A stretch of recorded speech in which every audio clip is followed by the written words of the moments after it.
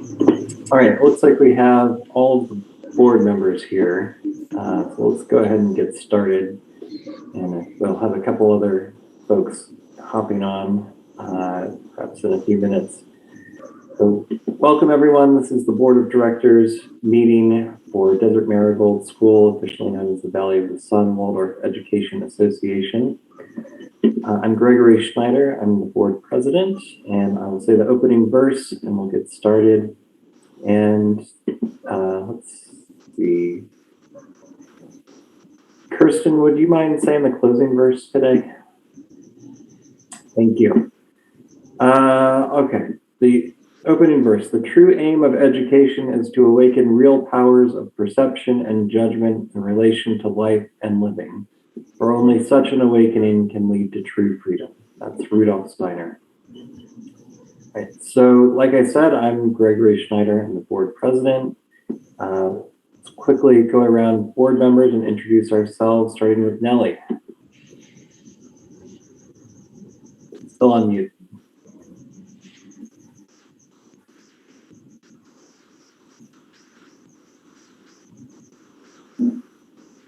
Can you hear me now? Yes. Nellie Grosenbacher, board member, mother of 4 students at DMS. Thank you. Dan. Dan Franks, board treasurer. Thank you. Mr. Tanner. John Tanner, board member. Thank you. Kirsten. Kirsten Kavina, board member, parent of 2 children at DMS. April. April Sauer, board secretary. Last but certainly not least, Danielle. Hi, good evening. Danielle Martinez, board member, mother of 1 daughter at DMS since 2010. Thank you. And we have with us 10 guests this evening, I think. Let's start introductions there, starting with Mr. Maurizio. Hello, everybody. My name is Frank Maurizio. I'm the executive director. And Michelle? Hello, I'm Michelle Kratzer, and I am the parent council chair. Good. All right. And then we have our board member applicants with us today, and I'll let you all introduce yourselves before we jump into the interviews in a few minutes. So let's start with Blaine. Hi, everyone. My name is Blaine Goodman. I have 2 daughters currently enrolled at DMS. Nice to meet all of you. Thank you. Mariah? Good evening, everyone. Mariah Moon. I have a son in 5th grade at DMS and hopefully a little one in the next couple of years. Wonderful. Scott? Hi, everyone. I'm Scott Edwards. I have a proud father of 4 kids, the oldest being 21, but I have a 6-year-old at Desert Marigold. Very good. And Nicholas? Nick Casura, father of 1 daughter at DMS. Good. And Andrew? Yes, my name is Andrew Young. I've got 2 boys at DMS, one in high school, one in the elementary. Good. And last but not least, again, Tom. Hi, everyone. I'm Tom Lopez. I'm a proud St. Louis Blues hockey fan.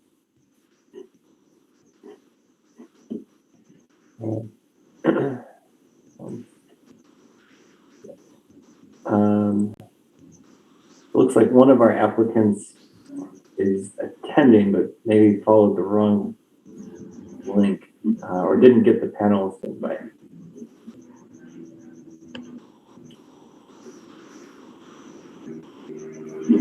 Hi, Ben. Sorry about the technical difficulty. Didn't mean to leave you out. Go ahead and introduce yourself.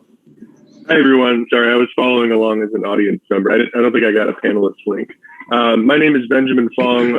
I'm a father of 3, 2 at DMS, a 4th grader, and a 2nd grader.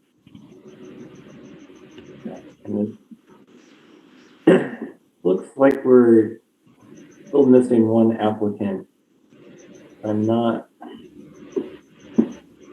I don't remember off the top of my head who that person is. Let me check real quick. Sergio? Yes, thank you.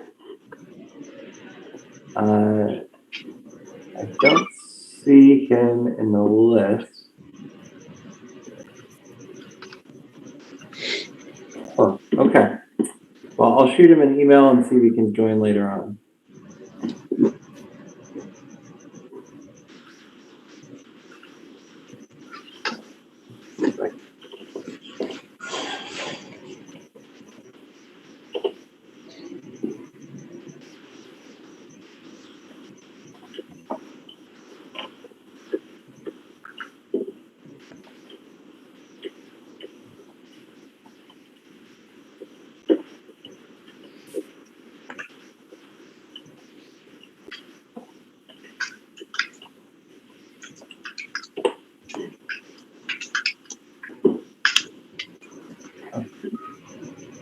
All right, so let's take care of our regular business before we move on to the interviews. Starting with financial and budgetary issues. Got two things there. Let's start with the enrollment update. Looks like we're sitting around 293 ADM. Frank, can you give us more detail there? Could you ask that again, Gregory? I'm not hearing you very well. I'm sorry about that. Could you tell us how we're doing on enrollment, Frank? You bet. Since the last board meeting, we've increased by 6 students. So we are at 293.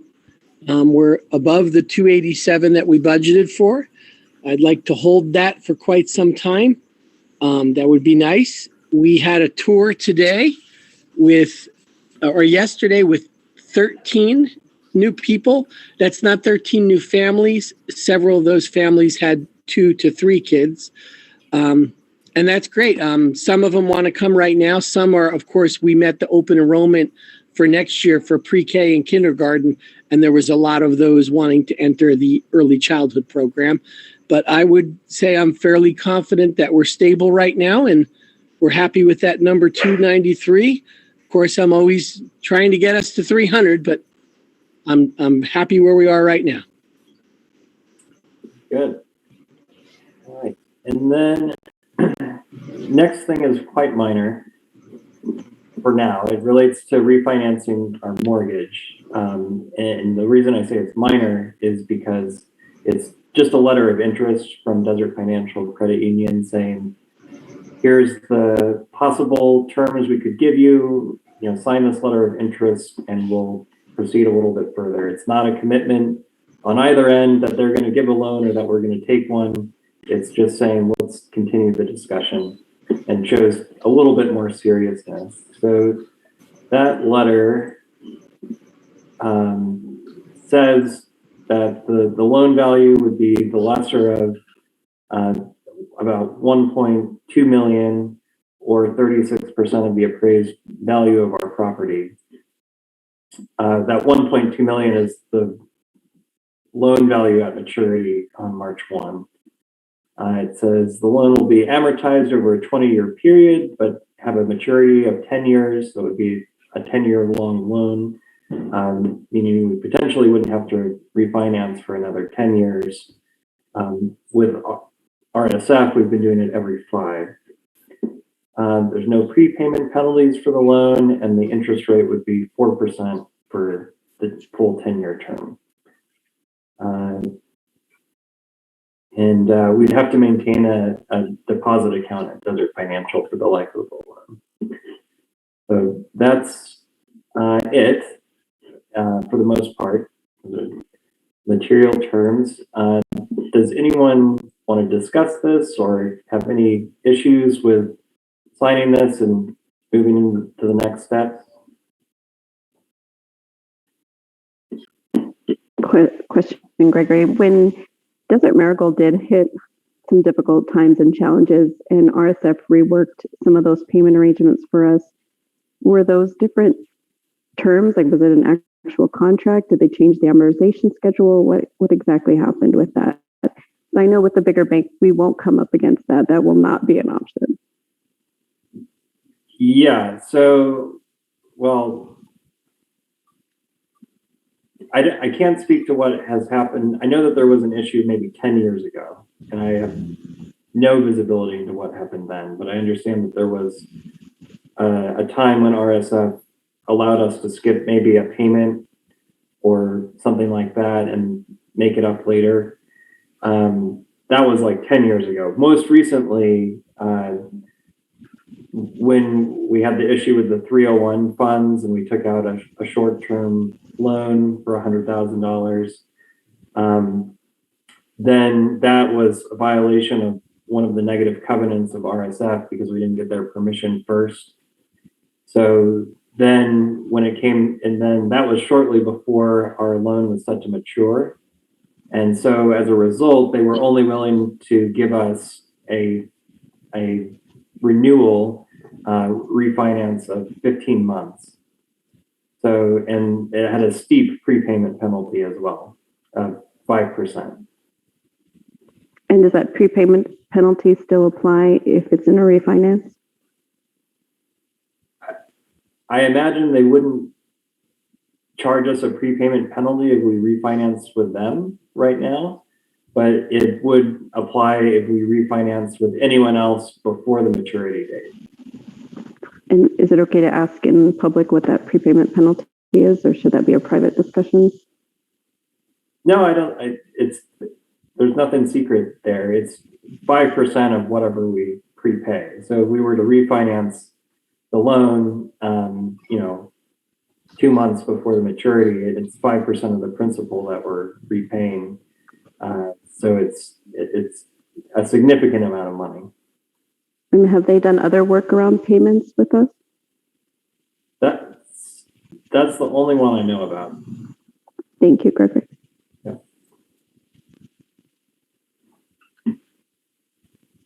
All right. Well, any other thoughts? Okay. Well, the other thing I'll point out is that I'm still in talks with RSF and Chase Bank, thanks to Danielle's reference there, to see about possible other alternatives. So it's not as though this is a done deal by any means with any one of these three. This is just getting the ball rolling. All right. So with that said, I will move to approve signing this letter of interest from Desert Financial Credit Union. Second. Thank you, Dan. Any discussion? Bless you, Mariah. And all those in favor? Or having trouble finding everybody. Let's see. 3, 5, 6. Okay. April, are you in? Okay. That's unanimous. All right. Thank you, everybody. All right. So, Frank, let's turn it back over to you. What else do we need to know about, and especially given recent events on campus as it relates to COVID-19? You bet. And I will try to keep my comments short tonight because I know we have a lot of panelists tonight that are actually interviewing for a board job. So I want to give them the majority of the time tonight. It's been a heck of a week. Today, we'll go backwards. The car wreck on Southern really shut down the ability for parents and staff to enter our campus quickly and on time. And we worked around that. Of course, tardies were not a big deal today. We just let everybody in, knowing this was an issue. There was a bad car wreck on Southern, and all the roads were shut down. It was a challenge. In every challenge, there's a silver lining, and a couple parents talked to me and said, this would be a good time to get our families to call the City of Phoenix traffic, because we've been begging for a traffic light on 28th and Southern for many, many years, way before me. And obviously, when things like this happen, they tend to listen a little bit more. And so I put out an email to all of our families today to see if we can call the City of Phoenix. I followed it with a further email at the end of the day, as one of the parents actually sent back to me, here's the name and the number of the guy you should call. And so I sent that out, and with a little luck, we can apply some pressure. As you know, we've been worried for a long time about the safety on 28th and Southern. And so hopefully this can work out in our school's favor, because it was really a challenge today. Every one of you who tried to get your kid there on time saw what an issue that was. Going backwards to Monday and Tuesday, we had an outbreak of 6 students with COVID this week. We did have the other 2 that were testing today test negative, which is really good news. So we do not believe we have to reset the clock. I believe Monday we can bring all the first graders back, and Tuesday we can bring all the 6th graders back in person, which of course is one of our 2 goals. Goal number 1, keep the doors open. Goal number 2, keep learning in person.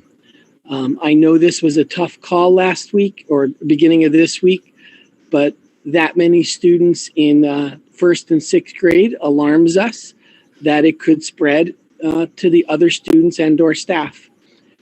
So we did what we had to do, and we're hoping to come out of it on Monday and Tuesday and get back to normal again. Because of this, we also stopped doing the after-school clubs, as those are usually cross-pollination, if you will, of 1st grade, 2nd grade, 3rd grade, 5th and 8th grade. When we mix classes, we tend to get a negative effect of spreading it. So we are trying not to do the after-school clubs. We probably will stay out for 1 more week. And we also made a decision, LDC and I, that it was not a good idea to move forward with the Martinmas celebration lantern walk next Wednesday. There was a lot of deliberation of should we just postpone it and move it into December. But then we looked at December's calendar and we are full. We have something every week in December, and we didn't want to bump any of those things. I will say publicly that we are still going to do the Martinmas story and the curricular part with our students, because that story, of course, is such an important lesson for all of us to learn to help others. And we will continue to do that in the classroom. We just will not have the nighttime event that could bring 325 people to our campus. This is very sad that we're doing this, but we just don't want to jeopardize those top 2 goals of staying open and staying teaching in person, students in person. The last thing I would bring up is we did start finally the project on the wood shop in the back by the high school. They demoed the old slab and are starting to put in the new slab.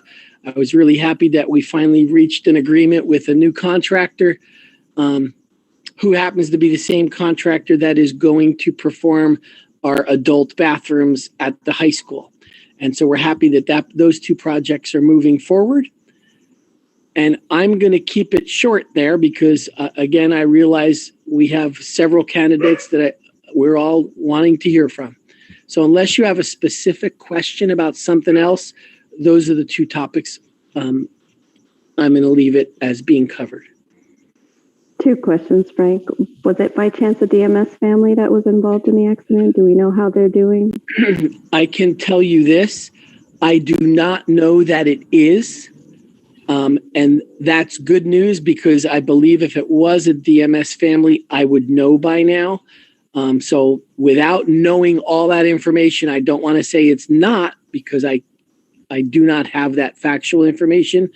But it leads me to believe that it may not be someone that we're affiliated with or I would have known right away. And from all the cases, are those families doing well? Yes. We believe they're on track to come back on Monday and Tuesday. No one that I know I have not heard of anyone that had to be hospitalized or anything like that. Thank you.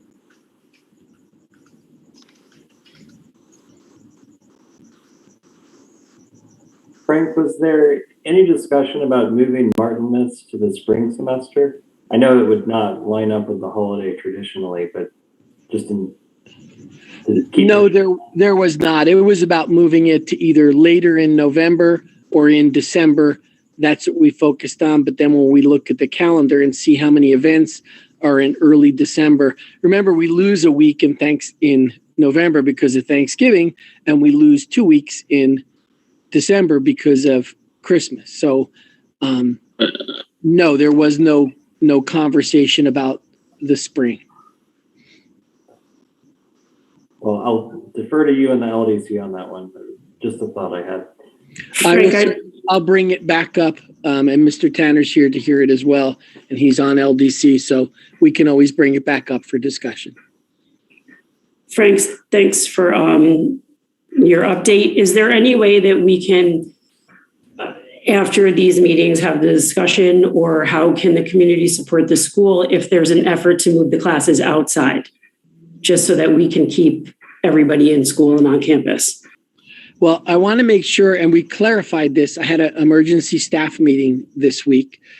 Outside does not change the State Department or the CDC guideline. That is that paragraph that says, this is kind of a loophole or a workaround, that if your students are masked, and I think the word they use is consistently, if your students are masked consistently, they do not have to quarantine at home. That has nothing to do with indoors or outdoors. Right now, our teachers that are teaching outside is to avoid wearing masks. So this came up at the staff meeting. The question was, so if I'm outside, that does not mean I can stay in person? And I said, no, being consistently masked is what allows us to stay in person. So if we're going to go outside and mask outside, which is a step further than what DMS's policy is right now, DMS wants us to mask inside. But if we want to avoid going home, we have to mask consistently. Outside and inside have nothing to do with that loophole.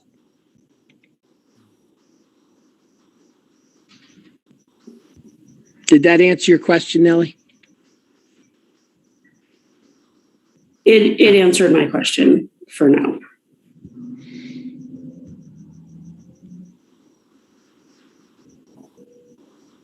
All right, any other questions for Frank before we move on?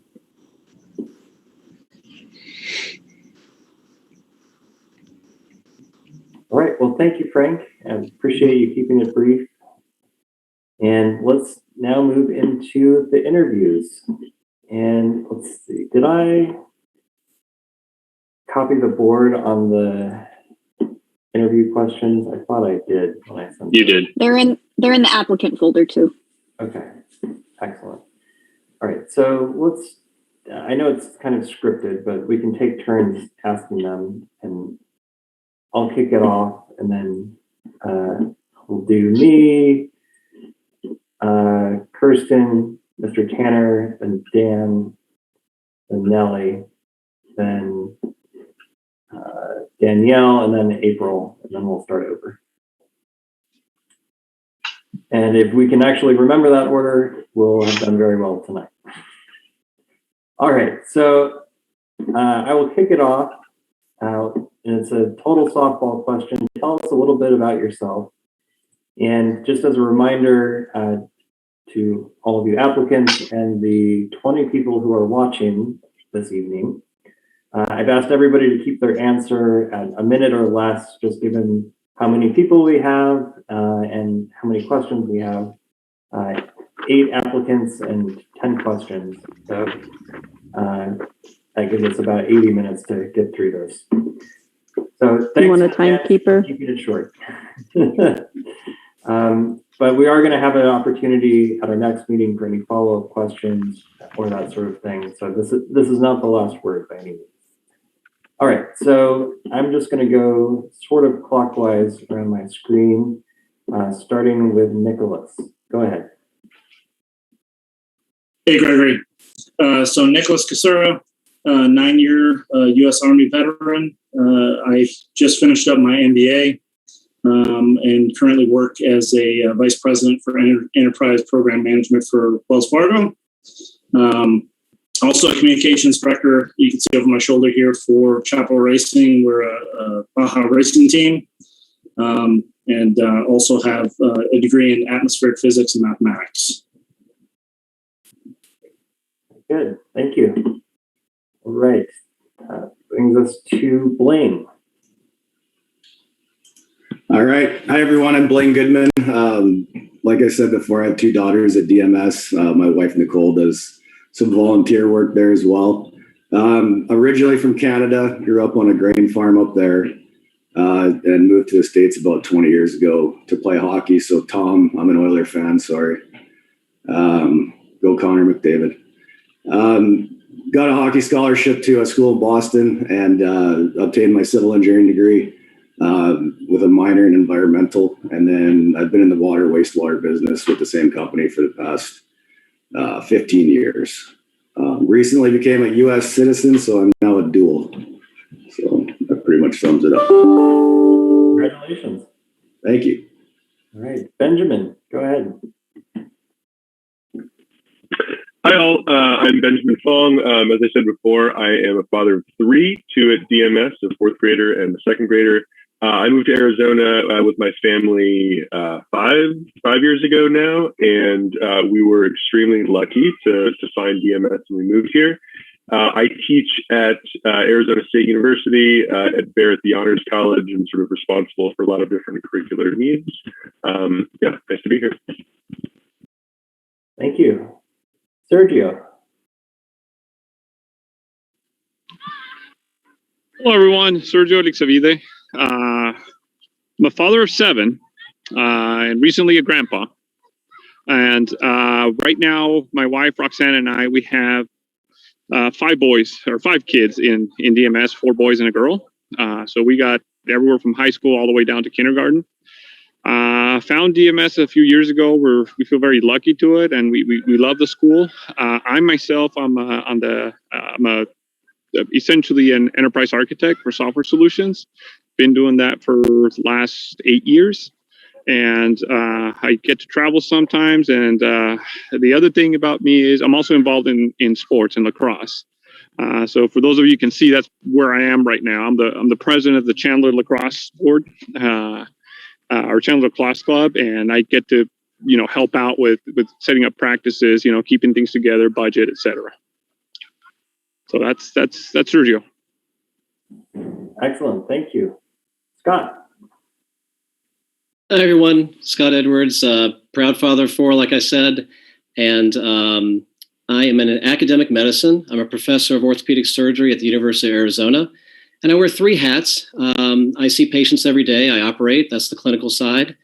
I have an education side where I train all levels of medical education, from medical students to resident physicians to fellow physicians, and even practicing orthopedic surgeons and plastic surgeons nationally and internationally.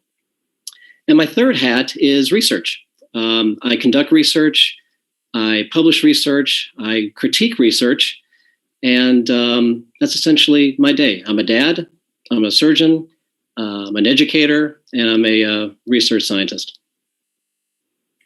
Perfect, thank you. Andrew. Hi, everyone. My name's Andrew Young. I've got 2 boys in the school. We've been with the school for the last 5 years. I was born and raised in Arizona, true Phoenician. I've got one in the elementary right now in 5th, and the other one as a freshman in the high school. And I work for Enterprise Rent-A-Car. I'm actually contracted to market out and mitigate issues with larger companies, other insurance companies, customers, branches. I've done many things there. I've run offices, fleets. I've held the last few years have been my specialty as far as dealing with mitigation with customers, accounts, things like that. On top of that, I'm also an entrepreneur. Here at the house, we have 4 small businesses that we run simultaneously while I work full time, and also find time to volunteer for the school and keep dedicated to them. So We've been very proud to be part of this community. We've been through a lot of schools, so I'm just glad to be here, and yeah, look forward to it. Thank you. Well, thank you. Tom. Hi, everyone. Tom Lopez. I've spent the past 35 years in retail management, anywhere worked with small family-owned businesses all the way up to the largest retailer in the world, managed anywhere from 100 to 500 employees at one time, been responsible for multi-million-dollar budgets, also been responsible for setting up daily, monthly, and yearly sales goals, hiring goals, training goals, been responsible for implementing new operational trends that are happening in retail. Believe it or not, things do change a little bit in retail from day to day. We experienced that 2 years ago when the pandemic hit and everybody was looking for toilet paper. Established retail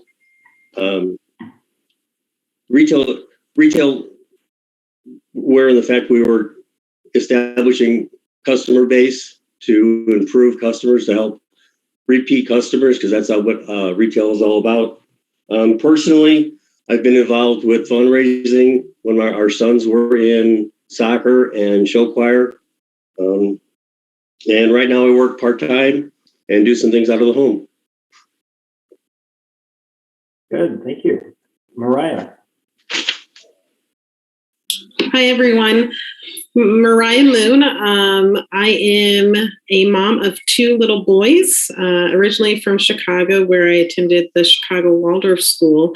Moved to Arizona in 2010. My career, I'm currently the CEO of New Life Center, which is the largest domestic violence shelter in the state, one of the largest in the country. We also serve victims of human trafficking, sexual violence, as well as kiddos that are unfortunately involved in intimate partner violence. I've spent my career, again, unfortunately, built my career of being a system macro level social worker in dealing with intimate partner violence, family violence, child abuse and neglect, building policy, bringing in funding from the Department of Justice.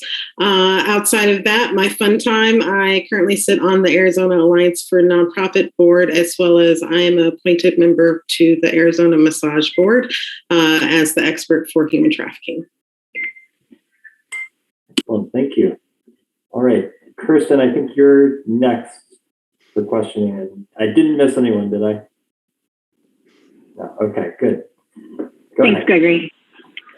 Okay, so next question. What made you interested in joining the board? And let's do this in order of how I've got your resumes in front of me. Ben and Blaine, Nick, Myra, Tom, Andrew, Scott, and last but not least, Sergio. All right. Yeah, as I said before, we moved here about 5 years ago and just felt tremendously lucky to be part of this community and to find this school. It's, we don't have family in Arizona. We're really outsiders to the state. And to find a community and a school that's so welcoming and warm in a place that we're really excited about has really been amazing for us. And so given all that, I just wanted to, give back finally a little bit more at a time when I'm sure that there's a lot of burnout on the board and in leadership. I know it's been a tough time, and I figured that it was time to step up. Thank you. All right. So my wife and I and our two children moved here about 2 years ago. The primary reason was because there was a public Waldorf school, very important to us. Reminds me of somewhat of my childhood in small town rural Alberta. And the same, I'm sure it'll be echoed a few times, but to give back, you guys have done a great job over the past year. I've, been listening in and it piqued my interest. I think I have the skill set to navigate some of these tough times that we are going through. I manage a pretty big team of professionals that, were considered essential workers, so to speak. I also think that our children's education is very essential. So I think that I can definitely contribute to help keep the school on track and move forward in a positive direction. Thank you. Thank you. Yeah, I would double up on the sentiments that really it's about, being a contribution and really giving. I've been in school the last 4 years since my daughter's been in early education. She's now in 3rd grade, and I really haven't been able to give the time that I really feel is needed to be dedicated to a position like this. And now that I'm freed up here, I really feel like, being able to give my skills, my education to the team and be able to take the school to the next level. Thank you. I'll echo all of those. I want to give back to my community for my 2 boys, and I also want to be able to provide my expertise with policy development, strategy. I need this school. My kids need this school. I want to create sustainability. And unfortunately, I cannot be on campus like so many other parents are able to during the day. So this is my little token to want to give back to the school.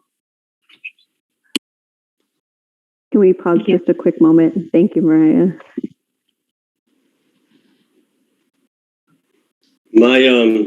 With my background as being in business and in retail, I know cost, especially with costing of merchandise, markups, and how markups can affect that. With the discussion that's been lately on the board about T-shirts and opening up a store, I have that experience in the retail background. I bring that to the board. Also fundraising. Like I said, when the boys were in soccer and in show choirs, we did a lot of easy fundraisers that didn't cost the clubs or the show choirs practically anything. So I bring that expertise to the board. That's why I'm interested in the board. Thank you. Andrew, I think you are next. Okay. Thank you. Yeah. I've been a DMS family for the last 5 years. I tell you, folks who know me, we're dedicated. We drive almost 30 miles a day to make it to school every day for our kids. And we volunteer where we can. We've always been active. Even when we got there, there was a lot of struggles with the administration, with the financing, all kinds of things. Unfortunately, my job being twice as far from the school as it was from my house, it was just not a good time to contribute like I'd like to do now. I know that times are definitely turbulent. They can certainly be a drag on everybody, but we need folks like myself who deal with large customer service bases, deal with companies and employees, who can handle a lot of that mitigation, as well as, just time. I've been really wanting to provide time back to this community. And now that things have changed, my job's at home, I got a lot more time to be involved. And I just really want to bring that experience to the board. So, really focus on where we can grow. We're finally getting in a positive direction. So I'd love to push that forward. Thank you. Am I up now? Yeah. Sorry, give you a whole long list. There's a test at the end. So I think everybody on this Zoom has been attracted to the Steiner education philosophy and found some appealing part of it at some level. And I didn't have this growing up. I didn't have it at all. And Mariah, you're lucky. And if I had it, I think I would have been better off. And I didn't even know it even existed until recently. And I'm so happy to get my son in 1st grade. And given that investment, it just seems to me that this is a special opportunity. And I want to do everything I can with whatever resources and contacts I have to support the school in whatever goals it has, as broadly and as worldwide as it is. But at the same time, it's very important for me to preserve the Waldorf values and traditions in the classroom. And that's why I'm here. Thank you. And Sergio. Hello, guys. So what made me run for this? So as I mentioned on my intro, I got 5 kids in the school. So to me, it's a huge investment, right? Similar to some of the panelists that said earlier. I mean, we're in Gilbert, so for us, it's a drive. It's an investment. It's something we believe in. We believe in the school. And what led me to apply and run this time around was with all the events that have been happening and the struggles that the school has been having and the love that we've been able to grow in regards to the school, to the Waldorf education and how much I want to be involved to be able to help. Essentially, I'm looking for an excuse on my side to be able to spend more time with the school and be able to see what my skills can bring to the table and help out and be able to make group decisions, informed decisions. And another of the things that I want to mention about myself is I actually grew up in Mexico. So I got a pretty interesting background and try to bring that additional cultural background into the mix to try to help out and maybe potentially provide a different point of view. And then from my professional background, I mean, from my standpoint, I did a startup company about 6 years ago. We started from scratch. So as I think one of the panelists said that he wears multiple hats. Same way, you know, when you start up a company, you start from at the beginning, your sales, your pre-sales, your project manager, your delivery, and your customer service, right? So been through that, been through the process of selling a company, buying it back again because it was an international company. So I bring a lot of experience with that. And then on top of all, with the experience of being a board member for essentially a sports club, allows me to help with fundraising, to some ideas to bring into play. So all of those things together essentially push me to apply and see if I can be involved in a more direct way with the school and see where I can help out and spend my time, and especially spend my times where my kids are getting value at. Thank you. I think it's my turn. What skills do you have that you think will fit and serve the school as a board member? I'm going to go alphabetically. So Andrew, Benjamin, Blaine, Myra, Nicholas, Scott, Sergio, and then Tom. Andrew, you're first. Thanks, Dan. As far as what skills I have, I've got just so many hats. I do so many things. I'll be honest. One of the largest impacts we've really needed help on is, customer service mitigation. And what I mean by that is, we've had a lot of issues going on. I think we need more hands to help with that. I know it's been overwhelming. It's definitely something that's been needed. But what I also look at too is moving forward. I deal with large company changes. We're always looking for growth, profits. We're also looking to promote within and get careers moving, as well as knowledge base and things like that. And so when I look into the future, I think that I have these skills and not only that aspect to help get folks within the school moving forward, but also retain families. I want to see growth. I want to see a lot of changes in the future because we're finally at a point financially we can start spanning out. I also own quite a few small companies while doing all this. And I've been able to keep on top with high customer service scores in them, as well as sales growth and consistency. And you have to change with the times when you own your own business. And I certainly have plenty of ideas I can bring to the board as far as trying to make those changes positively and affect us in a very good manner moving forward. Thank you. So I am myself an educator. I teach at Arizona State University, and as wildly different as ASU is from Desert Marigold in so many different ways, I teach specifically at the Honors College, which runs small Socratic seminars, which are not that far away from the sort of principles of public Waldorf. We too aim to foster moral growth and creativity in a self-disciplined manner. So I'm invested in education at that level.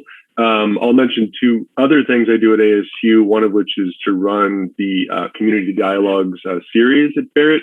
This is a series of public interviews we do with community leaders in the Valley that's aimed to spark conversation between ASU students and other people outside of ASU that they would otherwise not have contact with. And this is a service commitment I've taken on in addition to my teaching duties. And it involves a lot of event planning and working with different departments at Barrett, the Honors College. I also supervise a scholarship called the Gamage Scholars, which runs annual community service events. So in addition to being involved with the education side, I'm also very involved with different service projects that involve event planning and coordinating across different departments and whatnot. All right. For myself, I think I bring a lot of diversity to the group. I was a resident assistant in college, where I learned, in downtown Boston, where I did learn a lot about diversity, a lot about leadership at a school level. Professionally, most of my professional experience is really in business management. I manage profit and loss statements of about $250 million per year in backlog. I have really good risk mitigation and contract negotiation skills, usually negotiating and signing up vendors and subcontractors, upwards of $15 million contracts. So definitely know what to look out for. Make sure the school gets the best bang for their buck as far as capital projects go, terms and conditions, making sure that that's all worked out in the school's favor. So I bring a lot of that stuff. I have good in-depth knowledge of market pricing, what's fair and what's not fair, and growth. The program that I manage in my business is, I think I grew up from about 25 million to where it is now. So organic growth, though, not too fast, but having the right people and the right pace of growth is something that I can bring with the marketing strategy that you've all been talking about, even on the previous call. So those are some of the skills that I can bring.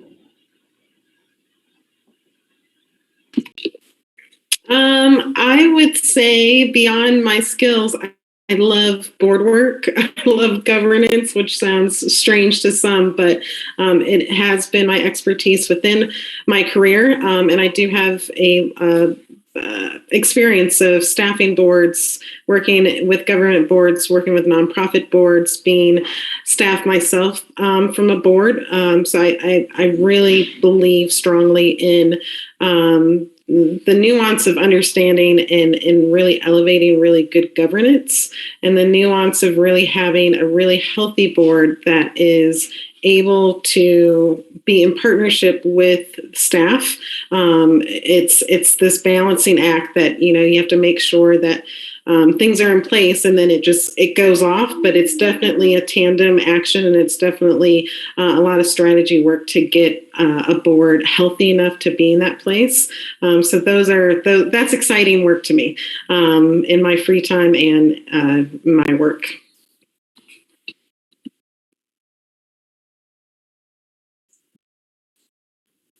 Some of the skills that I bring to the table, obviously we had 9 years of Army experience, communications, digital communications, dealing with all sorts of different branches. I actually got to deal with the Air Force and have some Air Force medals.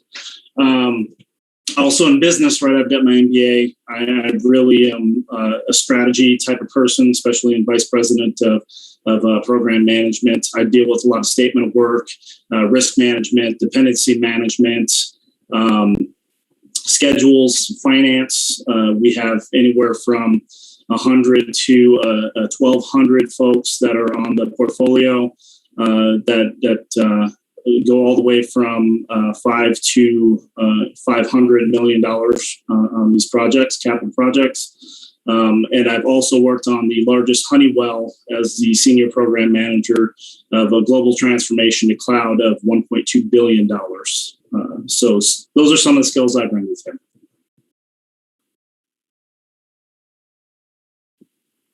Guess that's me now. So as far as a get it done kind of standard, I've made a career out of being on various committees and boards, and with the goal to get things done that, other people historically, haven't been able to because of logistics, because of regulatory constraints, fiscal constraints, and everything in between. And whether it's creating a new division within a healthcare system under two competing departments that hate each other, which is not easy to do, or after 6 months even arriving in Arizona, being able to establish and get the money for the only ACGME accredited hand and microsurgery fellowship in the state, and it still is. So I think these experiences can help the board. Second, I think fundraising. I'm very good at soliciting industry and partnering with corporations for the greater institutional good. Personally, I was able to secure, I guess, almost $300,000 of educational grants in the last 5 years. And so that's kind of a strong suit of mine. But frankly, I think, listening to all the candidates, I think everybody has these type of talents. And maybe the only thing that really separates me is the fact I'm a physician and not just a community doc, but a professor of medicine. And I think it's a good idea to have someone on the board with some medical representation. I think anytime at any school board, but the last 18 months have shown us, I think, that now particularly is very important for that to happen. Because what's going on across the country right now is that school boards are, doing the best they can with a lot of recommendations coming at them very quickly.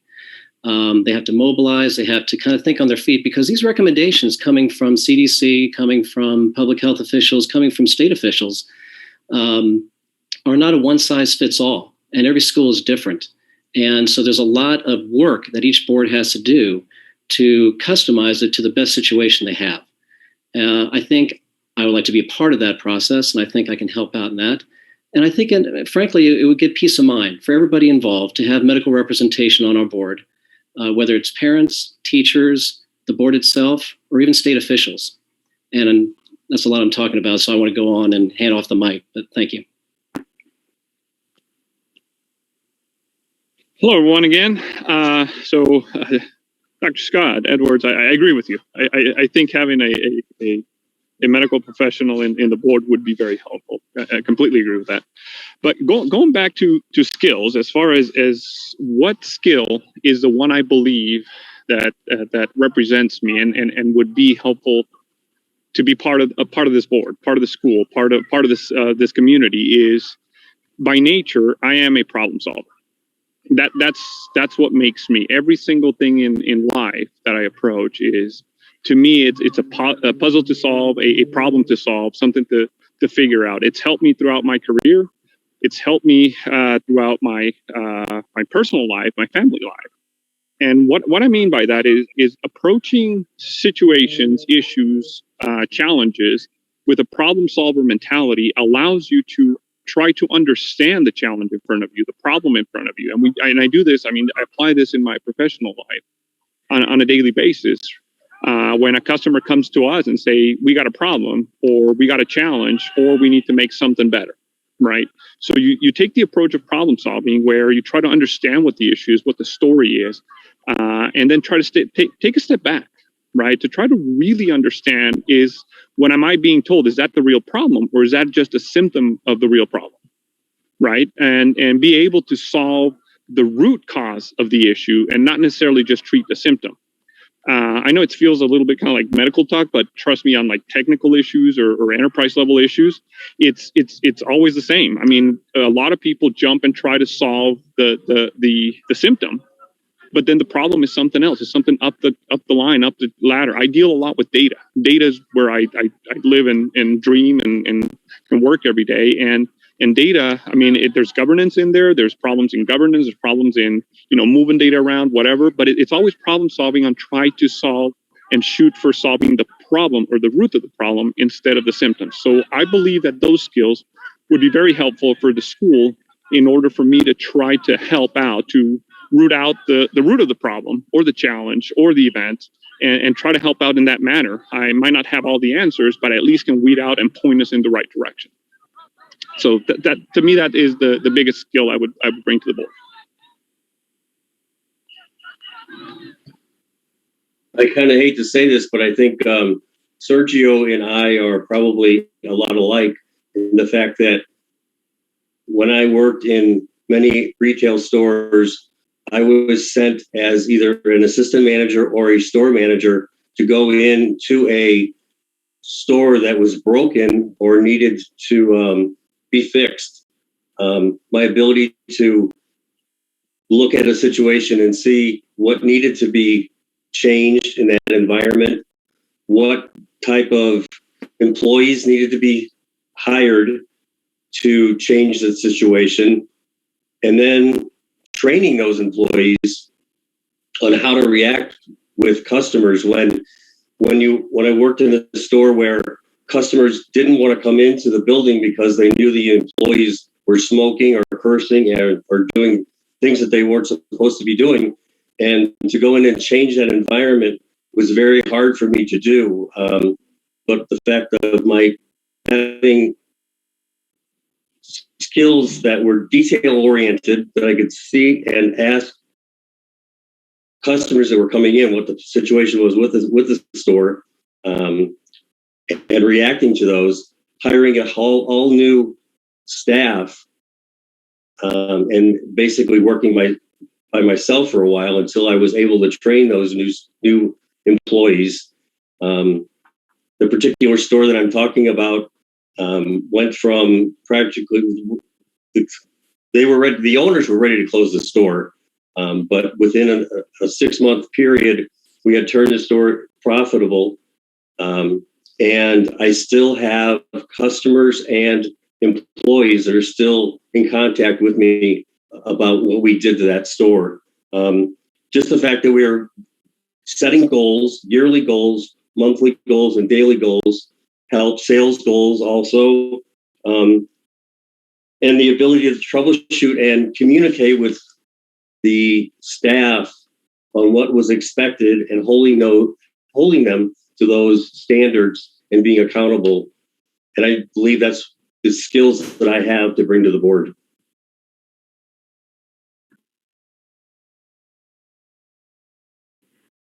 Thank you all for your time and your commitment to filling out your applications and applying. I really appreciate seeing so many people on board. Question number 4. In your opinion, what is the biggest concern facing DMS right now? So I will have Tom, Sergio, Ben, Mariah, Blaine, Scott, Nick, and Andrew.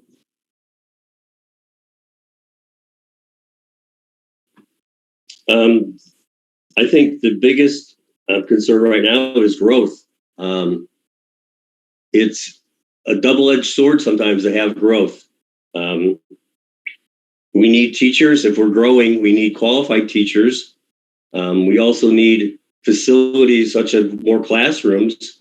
There's also the financial stability to make sure that, I don't want to be negative or anything, but what could happen in 3 years? Are we still going to have the consistent growth in 3 years? Coming from my background in retail, what we just experienced was a game changer in retail. That the fact that we couldn't get product such as toilet paper, we couldn't get cleaning supplies. So in relation to that is how is that going to affect, or are we going to have any challenges in the near future with any financial stability in the coming years? I think from past meetings, Mr. Tanner also suggested that we need to make sure that the existing buildings are updated, and they need update, and they needed some general maintenance. So that's something that I think is also important.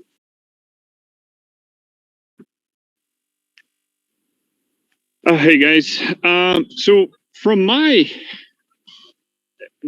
perspective, with the information that I've had lately, I mean, as to what compelled me to run for the board, I mean, the biggest challenges I see, number one, as I think was just mentioned, is budgetary, right? I mean, it looks like we're money is always, or budget is always a problem, as a constraint. It's some things we always have to be hypersensitive about, right? So I see that as a number one challenge, is trying to figure out, how do we get our finances back together? How do we get the fundraising that we need together? How do we make sure that, we're going to be, essentially, it's like when I run the board, is at some point you got to run the club, even though it's a nonprofit.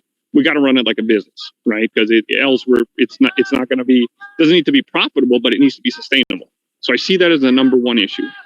The number two issue, and this one makes me a little uneasy, is there seems to be a massive political divide because of the whole COVID situation. Mm-hmm.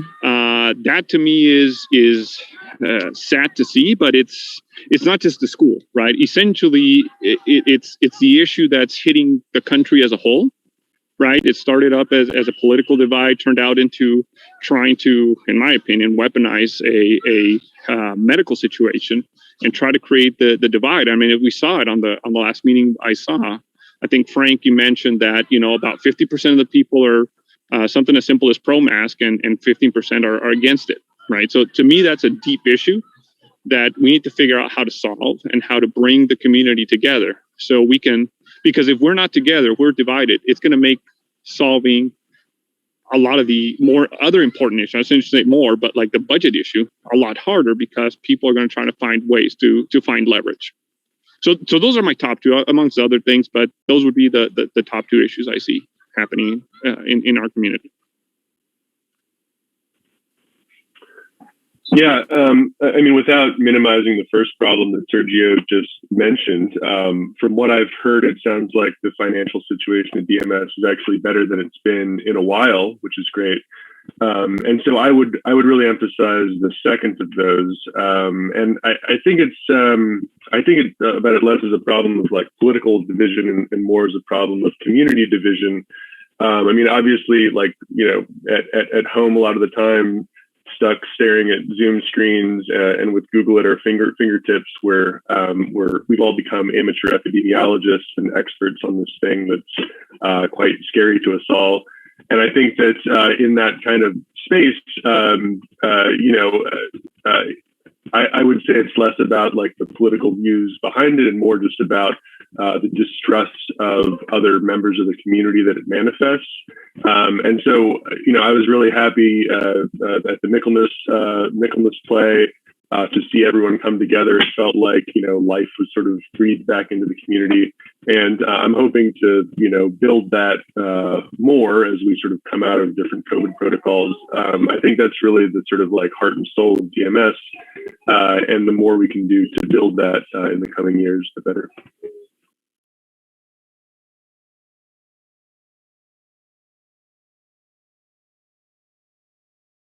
It's you, Mariah. Is it? I thought it was Blaine, but I'll go. I'll piggyback, and I'm a hand talker, so I feel like we're in chronic stress, and a part of my Waldorf brain is we're out of whack within our rhythm.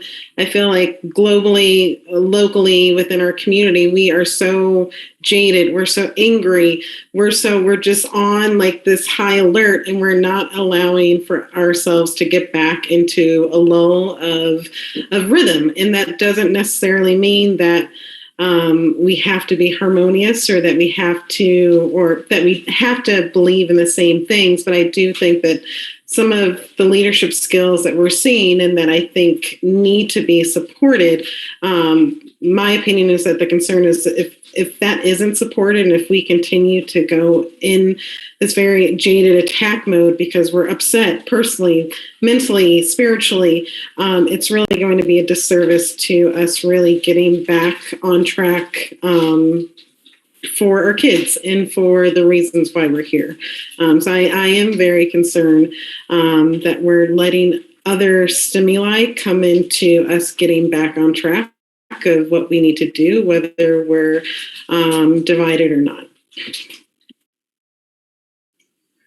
So I think the biggest concern, it's probably the monkey in the room, and Frank said it earlier, is to keep in-person learning.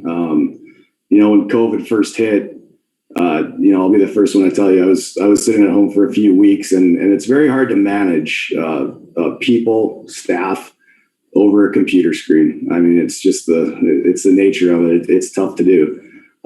So for the benefit of our children and the staff, I mean, I can't even imagine being a teacher trying to teach over a computer when you have 5, 6, 7-year-olds trying to learn that way. So I think the biggest concern is keeping the kids at in-person learning, and that's also going to help with staff retention and student retention altogether. So that's my biggest concern. So all the comments I've heard are excellent and all need to be taken seriously and given great consideration. But if I'm going to answer the question accurately, the biggest thing in my mind is money. Without money, there is no school. And so, thank goodness for Gregory and the rest of the board. They were able to navigate some really treacherous waters. And now we're, from what I understand, sitting pretty comfortably. But even now, comfortably, we're wondering where's the next dollar coming from? Because even though you're comfortable, you're always going to want more money because you can always have a good use for it. And a lot of these problems can go away. Not all of them, obviously, but a lot of the problems can take care of themselves. So in my mind, it's money.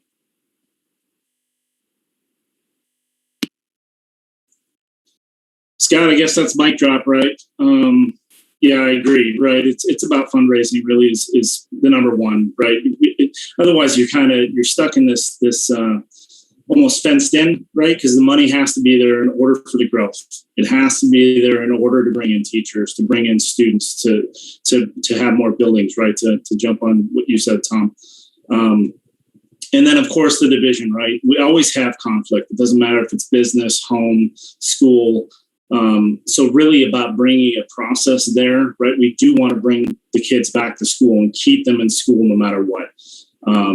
But there are going to be times, what is the process to make sure that there are, mitigation pieces in place and those processes, and making sure that they're either in school and out of school, and that's consistent, right? It's really tough, especially when you have the division between, the parents these days.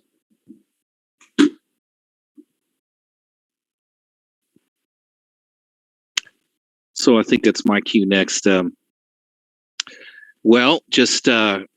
followed the board. I've been a voice when I've had to have change since I've been with the school. I've seen administration problems. I've seen financial issues.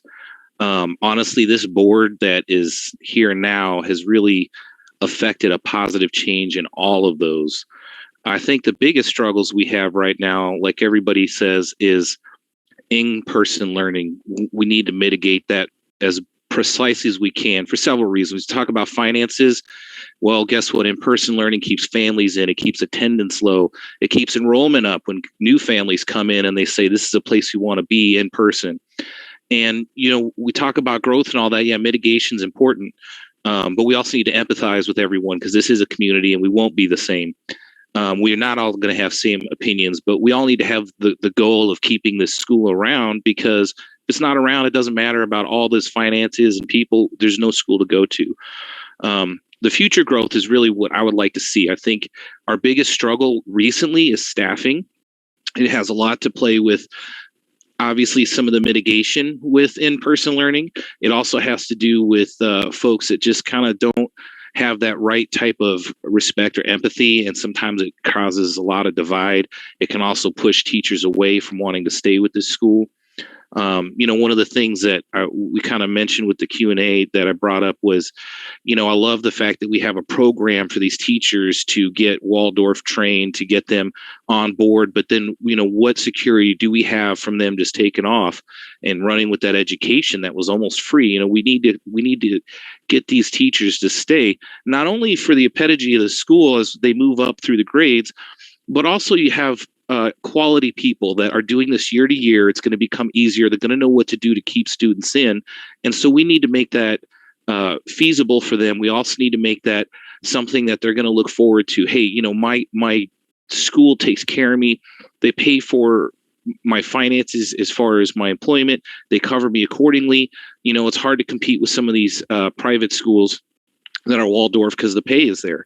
And so I'd like to see shifts with that, because ultimately, if we can keep teachers, it's just going to grow with students, attendance, and everything else.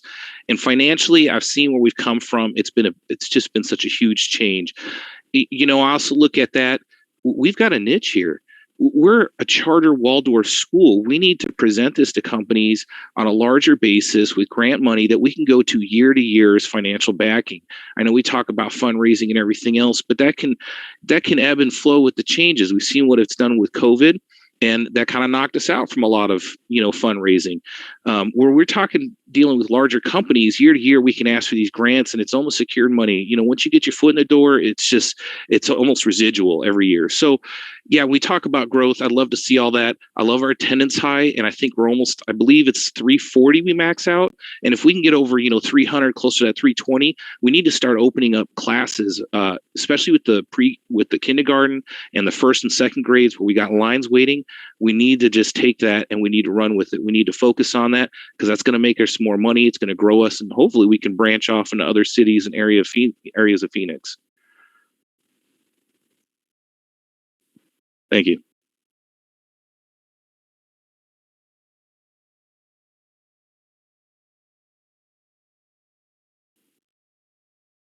I think, Mr. Tanner, you're up. Thank you. The question is, in your opinion, what is going well at DMS? And so I have this down as Tom, Benjamin, Scott, Andrew, Blaine, Nicholas, Mariah, and Sergio, please.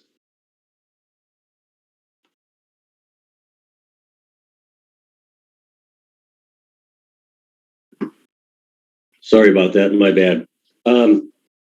I think what we're doing well this year, obviously what I mentioned before, is growth is good.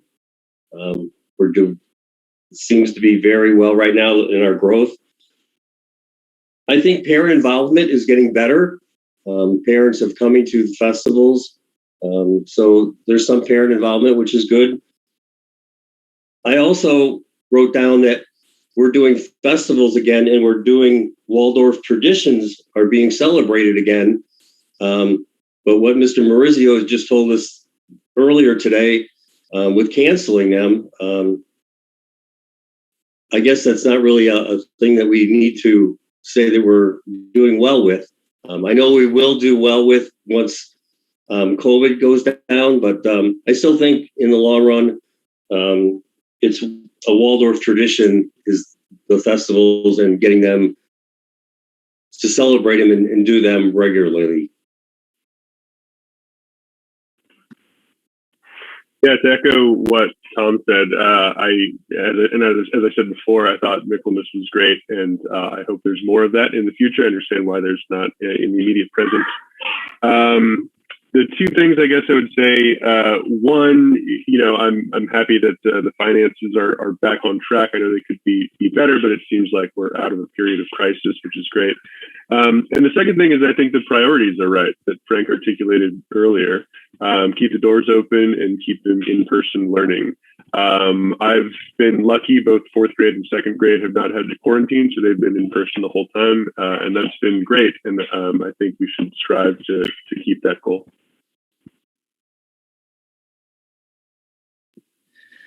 So like I said, I had 4 kids, and my family's been bouncing around quite a bit before settling in Arizona. So I've seen all kinds of schools. I've seen charter schools. I've seen private schools. I've seen public schools that my kids have attended. I got to say, I have never seen this level. Maybe it's just my perspective, because Tom may have a little different experience with it, but I have never seen such parent involvement in my life before.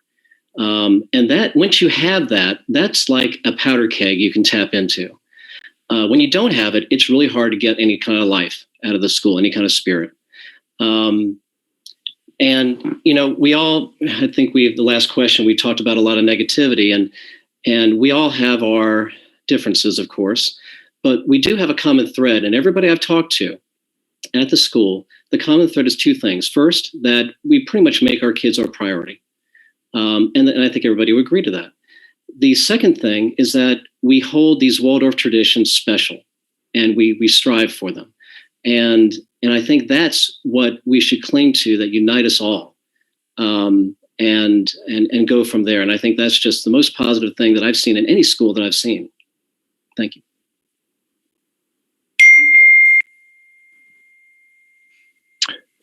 So, as far as what DMS is doing right now, when I look at just what has happened over the past 5 years, dealing with a lot of joining a lot of the board meetings, seeing what's been going on, a lot of the changes. First and foremost, the administration change. I know nobody brings this up, but we wouldn't be anywhere right now without all the things Frank is doing. And I'll just say this, Frank, I appreciate everything you do, because it's really difficult, and you came in at such a difficult time to adjust, mitigate, move forward, plan, conceive ideas. Everything has been, I think, on your shoulders over this last year. I've seen several administrators, and I've never seen that kind of activity and involvement as I've seen from Frank. And when I look at that bleeds down to a lot of the rest of the school. It bleeds down to the folks below them. It bleeds down to the team. You have a good leader, they're going to lead the school in the right direction, which he certainly is. We're seeing positive direction in all categories: financially, enrollment, attendance, fantastic. So that's my biggest thing I've seen, which kind of bleeds into a lot of the other positives that we're hearing from. So that's definitely a big thing. I'd like to continue that as well. Keep things positive, moving in that direction. And the one thing that's always kept us here year to year, even though we drive 30 miles a day, is, like Scott said, the community. Even through all these difficult times, the community, even though we have differences, they still come together for that common thread. In-person learning, the Waldorf pedagogy, we all just yearn for this kind of development with our kids. And it's nothing like I've seen anywhere else. And so that really drives me to keep coming here. And that's just something this school does very well. And I would love to see that continue on and start stretching out in other communities and bring out this fulfillment with their children and this development in the way it should be. So, DMS is doing quite a few things well right now. The biggest contributor to that is the change of administration and getting an administrator that's been able to definitely support everything in every category. So that's where I think we've been doing really well. And the board as well has made a lot of the decisions and focus on that. This board, I think, has had so many changes lately compared to the previous board. And I know a lot of the members have been here, the longest running members. So it's really great to see that. And I'd love to continue that as well, because we just have such a strong community. Thank you. All right. Some of the things that I think are going well, in my career and what we do, in construction, one of the top priorities is safety, right? And developing a good safety culture. And I'll probably echo a little bit what Andrew was talking about, but I do think that not so much a safety culture as it goes to COVID, but a culture in general. I think that Frank has really done a great job. His positive attitude, he's out there, I don't drop my children off every day, but when I do, he's always out there. He's talking to the parents. He's creating a culture that makes people want to be there. And that leadership is probably the single best thing that the school has going right now, as far as keeping people there, and keeping that culture. So thank you, Frank.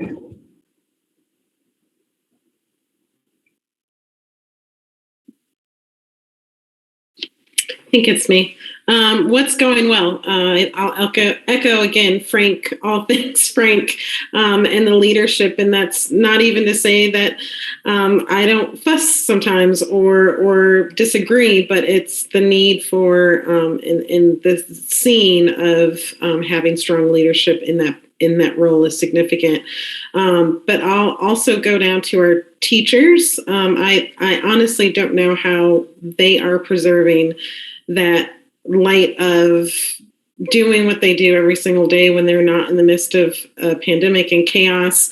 I've had people in my life that are not Waldorf that are looking at me of like, why are you why are you still in this? And it's because I have so much excitement because I see my child now in person, and he has a really, really amazing teacher that is Waldorf, and he's alive. He's alive when I put him in the car, and it's just sparked. And I'm just amazed that it's still there in the midst of all this chaos. And that's subjective, but definitely in the midst of a lot of other stuff. And again, I think the covenant of whether it's the curriculum or the teachers that really stimulate and that has sustained through the pandemic is something that we're probably not seeing in a lot of schools. I think a lot of teachers have become jaded or just pissed off, or they've just changed in the way that they're providing education. And I don't think that we've seen that at DMS.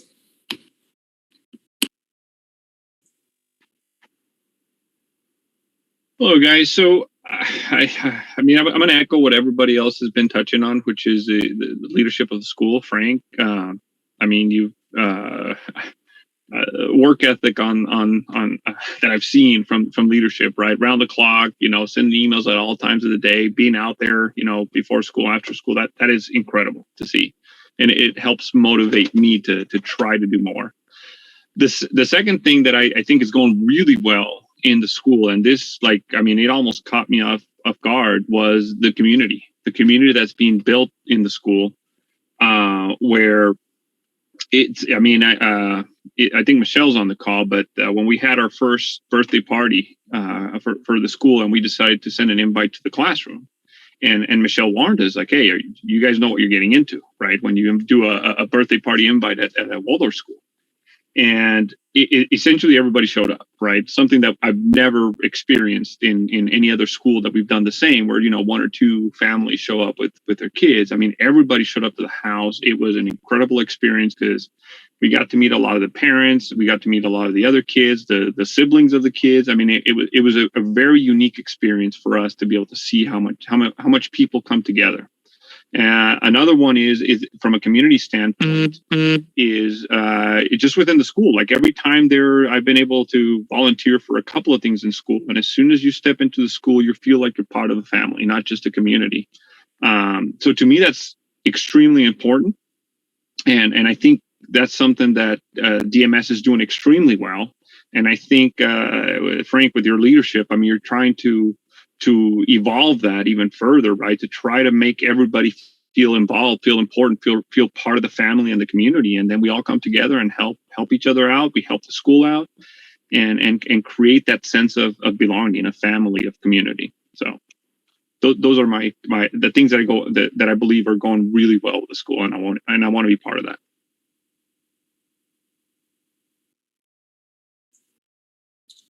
I think that the top two things are dedication and involvement, right? So from an external standpoint, Frank, I think you could probably contest to this, right? With 300 or 293 students, you probably had 1,000 phone calls today, right? From parents, moms and dads for every student, right? So, the involvement with the parents, right? Every single person is there. We go to these events, right? Lantern Walk is obviously a really good event. Michaelmas was great this year, right? That kind of involvement. And then also on the other end, right? Internally, the dedication of the staff, right? The teachers, anybody that's been here more than a few years, right? Kirsten was stepping in and waiting for Frank to be able to take over. And that kind of, stability that you guys are bringing the last 3-4 years, financially, staffing wise, even through the pandemic, has been excellent.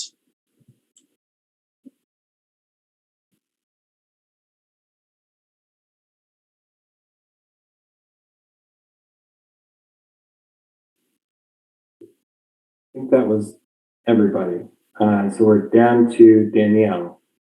And I love hearing from all of you. You have so many wonderful things to say. I wish we had more time, but please try to keep your answers within a minute. I was just looking at the clock and seeing that we're not even quite halfway done yet with our questions, and we've been going for almost an hour now. Hi, good evening, and thank you so very much for being here. So question number 6, what has the board done well this past year, please? Order.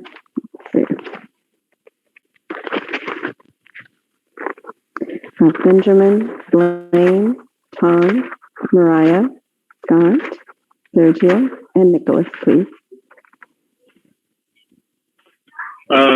To echo what a lot of people said to the last question, I think hiring Frank was a great decision. Frank has brought a great deal of stability to the school, expertise as a principal with a lot of experience, so that's been very welcome. The second thing is that I think the board has managed a number of very difficult decisions, specifically around COVID, with a great deal of civility. You know, there's a lot of opinions that came out, and there's a lot of contentious issues that were addressed, and I thought the board did a great job of handling them.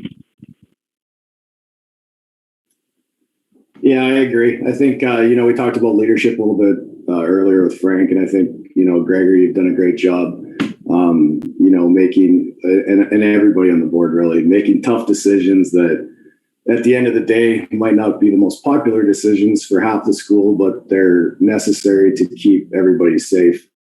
And I got to give all of you credit to read the CDC guidelines and try to navigate those as they go through their iterations each month. We owe you a lot of credit for that too. So good job.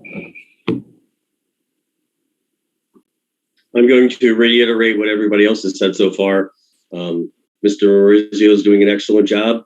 I think the issues through the pandemic, there were a lot of hard decisions and a lot of hard discussions that were made, and it brought everybody together.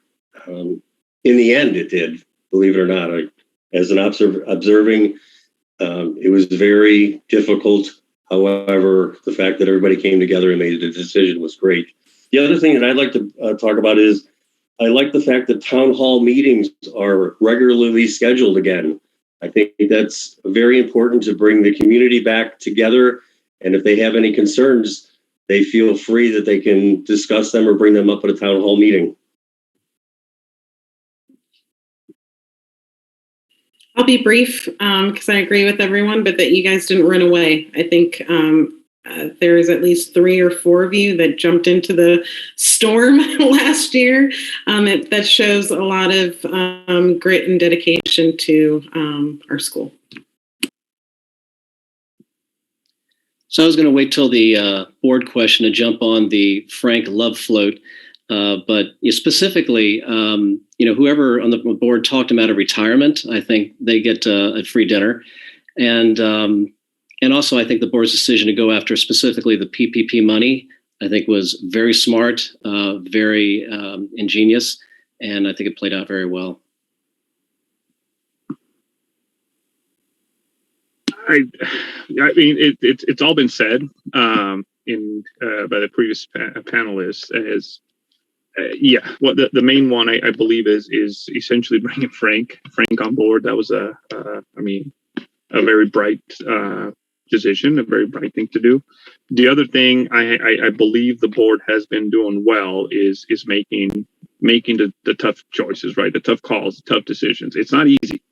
It's never easy, but the idea is that the decisions have to be made with the information that you have in front of you. And as somebody mentioned already, it's sometimes not the most popular decision, but it still is done, and it's done in the best interest of the school, of the community. So I believe that's something that the board has done well. Again, sometimes I don't agree with those decisions, and I've had my differences with some community members, but it is something that they do well, and they stand by it, and they stick to it. So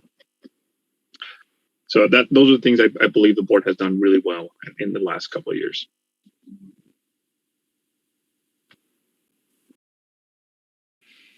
So, definitely over the last year, I'll piggyback off of everybody else when it comes to Frank. Such a vital decision.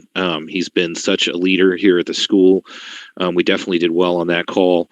There's quite a few other things as well. I love the fact that we're looking at refinancing this mortgage. A few years ago, it was just near impossible, and we were under a lot of constraints, finances, surcharges, as well as our own financial instability. And the board has done such a great job of refocusing that. Through attendance, through enrollment, and Frank has been that tool to definitely implement all of the board's ideas and pushing through. So as far as what the board's done differently, yes, the financials, it's nice to see we're finally not in the red and that we can find expenditures like, all these buildings for the bathrooms and the property changes and things like that. So yeah, there's been a lot of benefits to what's been going on with the board. And I also like to see that they're expanding out with even online sales when it comes to the DMS gift shop. They've got plans for that. Again, just always thinking of the growth and moving forward with our finances. So definitely a great job this year with all that.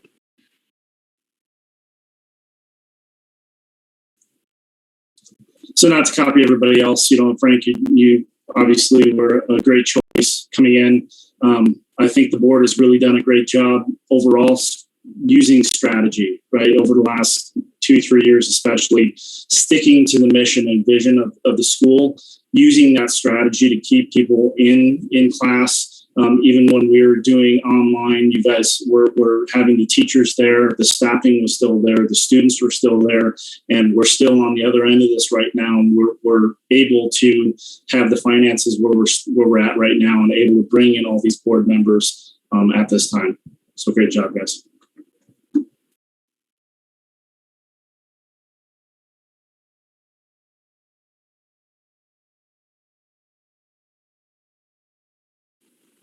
Okay. My question is, what could the board do better or differently? And let's go Ben, Scott, Blaine, Andrew, Tom, Nick, Sergio, and Mariah. I guess I'm blessed alphabetically. Let's see. So I think that the one thing, as I said, I think that the skill with which the board navigated a difficult difficult crisis was extremely admirable. The one thing that still, it has to do with the community division we mentioned earlier. But it's clear that a lot of community members still don't feel heard in some ways, and whether or not that's the board's fault or not, I can't say from the outside. But I think that I would try, if I was a board member, to establish and to improve different links of communication between community members and the board. I know it's a fraught process. I know not everyone's going to be happy, but I think doing the most we can to make sure everyone feels heard is important.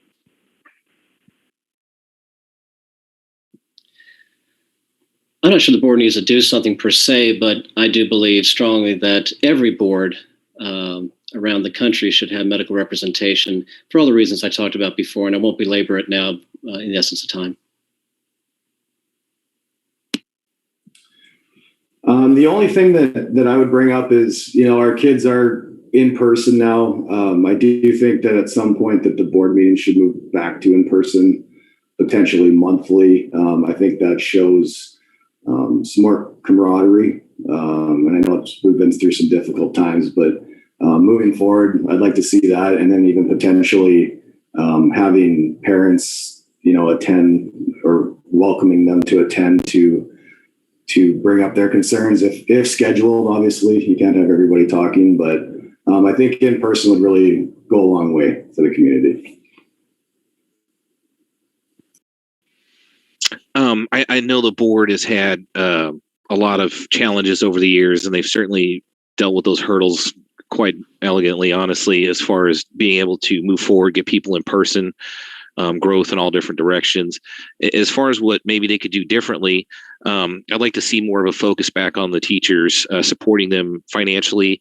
And then we talk about the community. I'd like to see some maybe thoughts about education or classes where teachers could learn to empathize on both sides with the family, dealing with families individually or students that may be struggling with what we're mitigating right at the moment. That in itself, I think, would create a lot more strength at the community. I know Frank's trying to do his best to handle that, but he's only one man, and I'd like to see something like, the teachers board or something where they can work on dealing with multiple situations. But beyond that, I mean, we just need to move in the same direction as we have been with all the other growth and ideas, and just learn to expand on that. So yeah, that's about all I've got with differently. Thank you. I'd like to see an establishment of yearly goals that are realistic and attainable. What the board wants to accomplish in a given year, and just to make sure that they're attainable and realistic. And I understand that things are, at certain times you have to be flexible with those goals, but I understand that, but I just would like to see yearly goals established. I think it's been mentioned before, but I'd like to see continuation of fundraising that are easy fundraisers to do. I'd also like to, being in the corporate world in retail, I know that there's a lot of mom and pop small retail stores that will give what was discussed earlier with grants and donations for the school. I'd like to also continue the strength of the connection and the communication between all facets of the school, between the parents, the faculty, the staff, and continue to outreach to the community, not just so much the community as ourselves in the school, but outreach to make sure that everybody knows that the school exists in the Phoenix area. Thank you.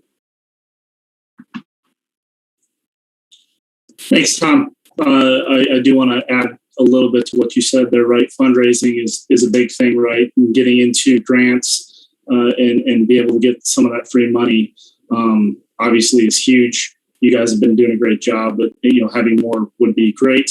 On top of that, having the 1, 3, 5 year strategies to be able to continue the growth would be nice to see, along with some of those communication channels internally, because I know it's very difficult from what I've seen for the board members to be able to communicate back and forth, and it does create some problems for you guys.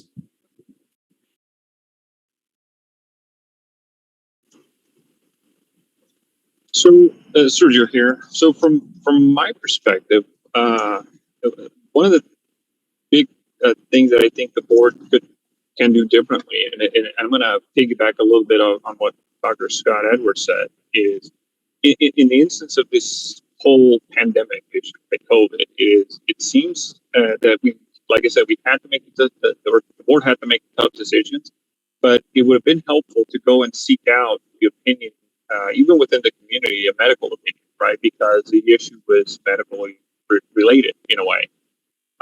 So I think that's something that could have gone differently, but I think it's something that can be done differently in the future, not just for issues like the whole COVID situation, but I mean, any sort of issues, if it's accounting issues, if it's legal issues, or if it's some other type of decisions that we don't have necessarily the expertise within the board, that we could bring it from the outside and be able to bring them in to essentially give an opinion and help us make a more educated decision when it comes to board decisions. So that's the biggest one for me. Thank you. I'll be brief because I don't have many, but working off of a strategic plan or thoughts, there's a lot of, and this may not be popular, over accommodation or sway. You guys are getting hit with a lot of voices, a lot of perspectives, and not having a governing plan or any pillars that can really continue to support the board of making those sometimes not so tough choices, and I always say, it's lonely on the top of you have to govern and not always accommodate.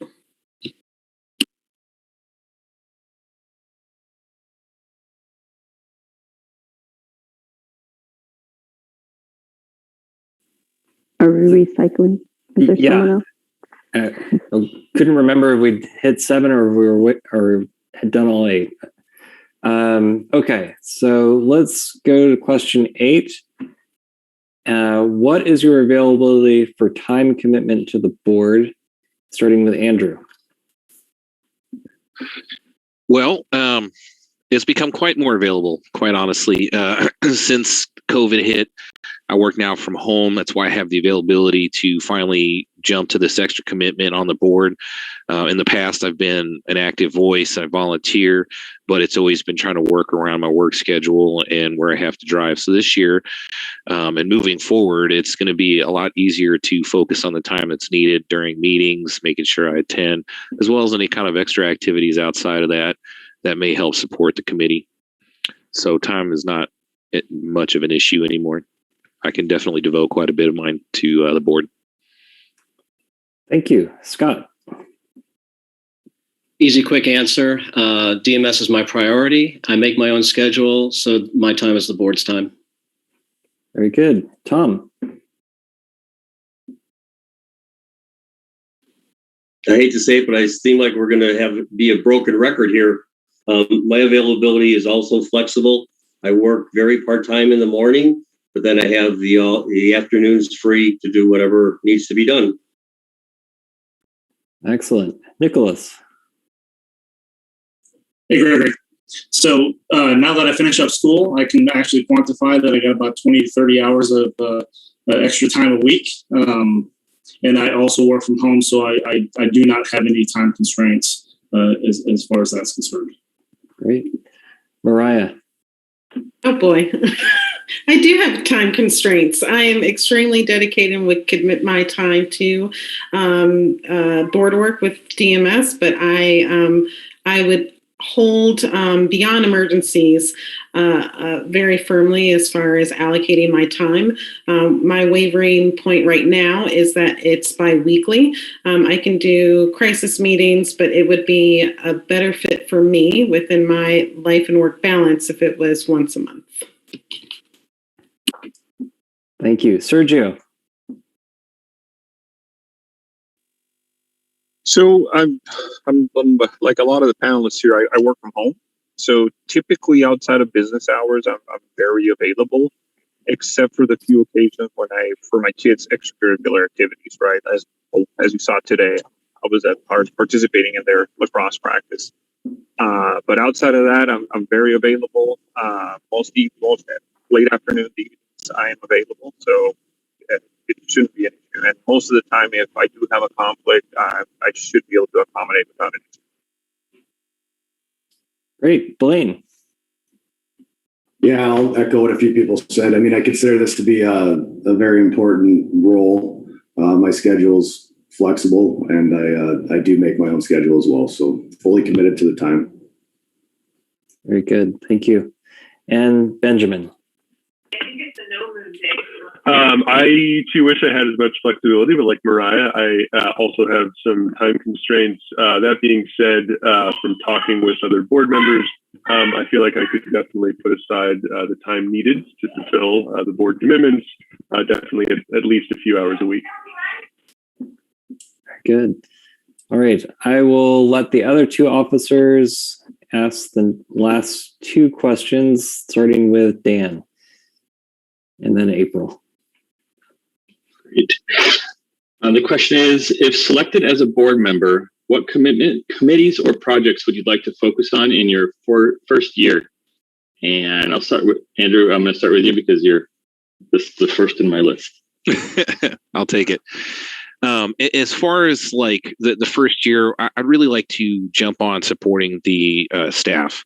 I think that we need to refocus on that. We've been doing a better job, but we still need to keep these folks, keep our kids engaged and keep our kids in school. We need to support them a little better. And the other thing I'd like to see as well and I don't remember what meeting it was, but a month or two ago, they talked about having a nurse on staff. You know, we need to have the funding for that. If that's going to come to fruition, we definitely need to focus on that. So that we need to allocate funds for that. That'll give us somebody on site like the board was looking to do. The other thing I'd like to look at too is the online sales and stores, as I've got quite a bit experience with my own companies doing that as well. So I'd like to be able to grow that and maybe even expand out to, with this loan. It'd be nice to see if we can get the best what we can get. It seems like we're in a good position. So I'd definitely like to support that. So yeah, I got a few things I'd like to jump on.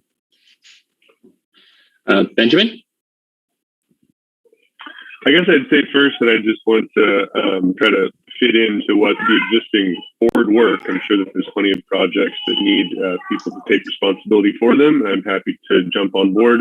The one project that's of interest in streamlining development work. It sounds like there's a lot of great fundraising opportunities and projects that people are working on. It sounds like they're kind of scattered at the same time, that they lack the kind of coordinated messaging that maybe a development director would bring. It sounds like that's been an idea that's been thrown around, and maybe working to make that happen would be great. Thank you. Blaine? Sure. I think probably one of the more important items is to set some goals, and probably one of the ways that I would do that is maybe do a 2025 business plan. Since that we are dealing with a business, I think that would be a good idea.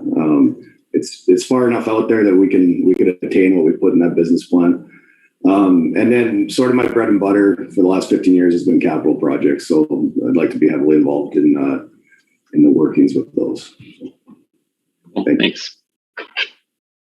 Mariah? I actually want to stay open. I want to make sure that I fit culturally within the needs of the existing board and staff. I'm super willing, and I have experience with all different committees and different forms of board work. For example, the Arizona Alliance nonprofit board that I'm on, I'm not a math person at all, but they thought, with my experience of being a CEO, of having that perspective on the finance committee was what they needed. And so I was willing to do that, and it is a really good fit. So I'm very open to meeting the need of the culture of the board. Well, thanks. Nicholas? I think this is twofold. I think one is what John Tanner's been talking about, and Frank as well, is maintaining the buildings, right? Making sure that the existing structures are maintained, right? We had some air conditioning units go out last year to make sure that the students are in the class, especially when it's hot out. And then number two would be jumping on what Andrew said, was for the teachers, right? Not just maybe compensation, but getting them the sort of certifications that they need. And I think, Frank, you have brought that up the last few meetings, is to make sure that they start getting the education that they need to be effective in the school. Scott? Well, these are all great ideas. But when I look at this question, I think about what are my strengths, what are at my fingertips, so I can flip the light switch on right now and do it immediately. And that goes to my connections throughout the Valley with various hospitals, urgent care centers, and ambulatory centers, and have a shadowing program for interested students, and of course, working with the curriculum with Frank and everyone. And I had the ability for these students to kind of shadow doctors, nurses, but also dietitians, pharmacists, physical therapists, and everything you can think of. There's also opportunities with the MORE Foundation, that stands for the Musculoskeletal Orthopedic Research and Education Foundation. They have philanthropic activities throughout the whole Valley. Volunteerism, I think, is good for the soul. Students can have an opportunity for that as well. And lastly, my connections with the labs, basic science labs of U of A and ASU. Students can take what they're learning in the classroom, see how it's applied, because as we know, science is much more interesting when it's something tangible that they can look at, and that's kind of a Waldorf way, and I think that would fit in very nicely with the curriculum. So that's immediately something I could do right away, but all these other ideas are fantastic too. Thank you. Sergio? So my plan is to, as I mentioned earlier, I have kids in high school, but I also have kids right now in kindergarten. So my goal is, if elected to the board, is to be here for the long run, hopefully. So with that, my initial focus would probably revolve around trying to get familiar with everything that's happening around DMS, right? And going back to problem solving, I would like to try to evaluate a list of issues or situations or challenges and try to prioritize and focus myself on, to begin with the first year while I learn the ropes and learn the way of doing things, is how can I support the administration? How can I support the rest of the board in solving those issues in a timely manner? So essentially, my first focus would be to try to understand those main issues, prioritize them, and then figure out how can I support or help solve some of those challenges. Well, thanks. Tom? I'd like to help with fundraising. As I spoke before, one of my strengths in my previous life was helping soccer teams and show choirs develop fundraising ideas. So I'd like to do that. I'd like to also, what I mentioned before is I'd like to set up goals for the board, yearly goals that are attainable. It's important from my business background to know where we're headed for the year and have benchmarks on attaining those goals. So that's what I'd like to work with.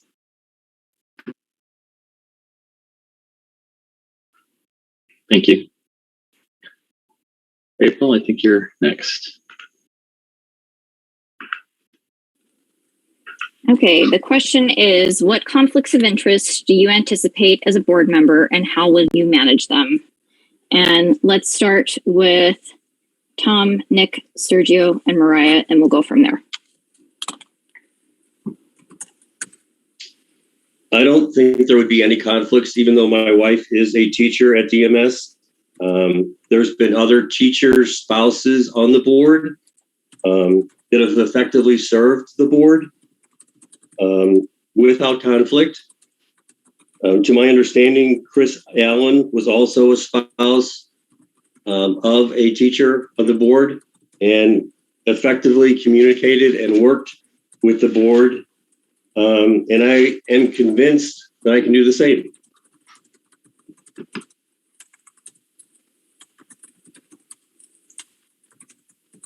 I think, some of the conflict of interest or some of the reasons we're here, right? Obviously the students, right?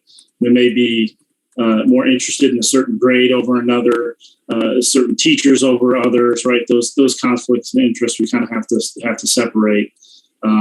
And obviously, personal beliefs, right? I think we have to set emotions aside and let the brain take over. I think if emotions had taken over for the whole COVID thing, we may have taken a much different approach. We may be in a different space than we are right now.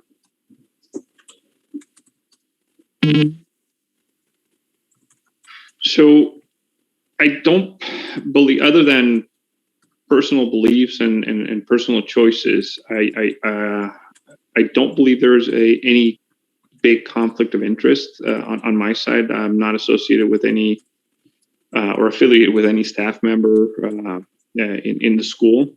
But as far as managing personal beliefs or personal opinions, it's just like anything else as far as from a management perspective, right?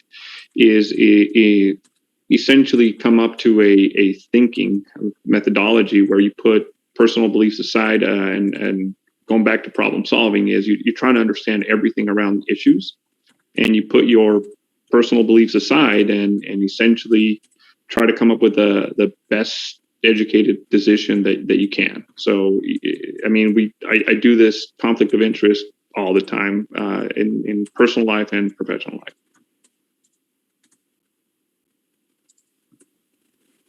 Yeah, I don't foresee any conflict of interest. If I was feeling like there possibly may be, then I would definitely go to the board president and either remove myself from a conversation or vote and or share documentation.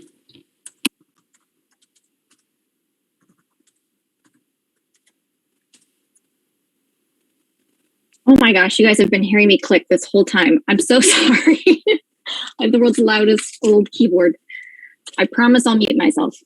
Let's go with Andrew, Blaine, Scott, and Ben. I personally don't really have any conflicts of interest. I don't have anything that conflict business wise, even with my small companies. They really have nothing to do with the school. They're all separate. A lot of repair stuff. As far as being a board member, again, you just look at the bigger picture. I manage teams for a large corporation, and you can't be personally attached. You have to really look outside and look at the bigger picture, look at the greater good and what's going to benefit everybody as a whole. So I certainly don't have a lot of the conflicts that may be addressed with some others. I'm not in any kind of affiliation with teachers or anything. I just got a couple of bright boys in this school. So. Yeah, I don't foresee any conflict of interest on my end either. I'm a firm believer in proceeding as a board member professionally, just as I do as an engineer in my career. However, I will agree with Mariah. If that did arise, I think the best solution is to talk to the other board members and remove myself from that situation. So, thank you. And yeah, same thing for me. No foreseeable conflicts of interest, but if they did arise, I would of course report them and excuse myself from any relevant decision. Can't think of any conflicts, but my mind goes to what everyone should be thinking really is that I raise my kids the way I raise my kids, and what works for my family may not necessarily work for others. And I'll just be keeping that in mind as I interact with the board.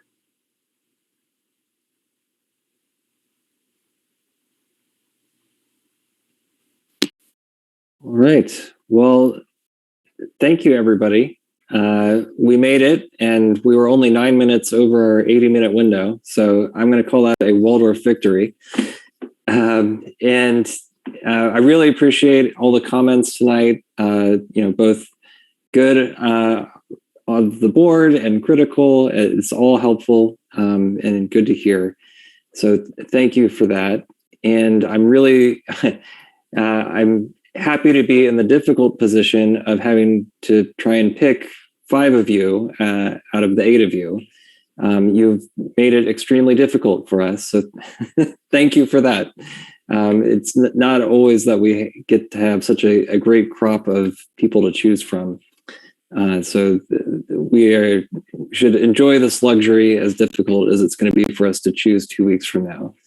So on that note, speaking of how we're going to make our selections, so I've thought about this. Kirsten, we were about to talk about it, and then we got interrupted by our children one day, and then we never circled back. But my idea is that we would give a thumbs up or thumbs down vote on everybody.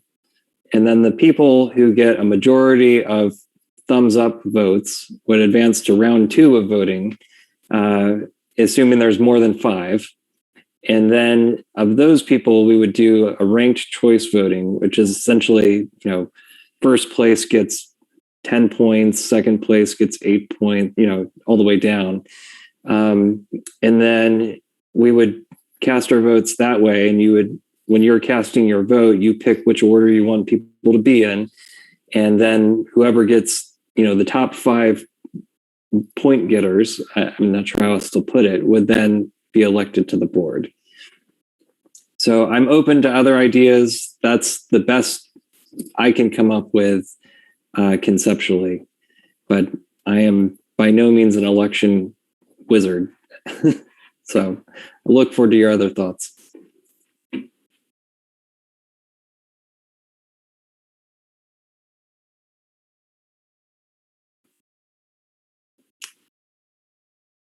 That seems pretty fair to me too, Gregory. When you and I were going to talk about it the other day, mine was very similar in that it was kind of like a thumbs up, thumbs down, and then more of a stack ranking.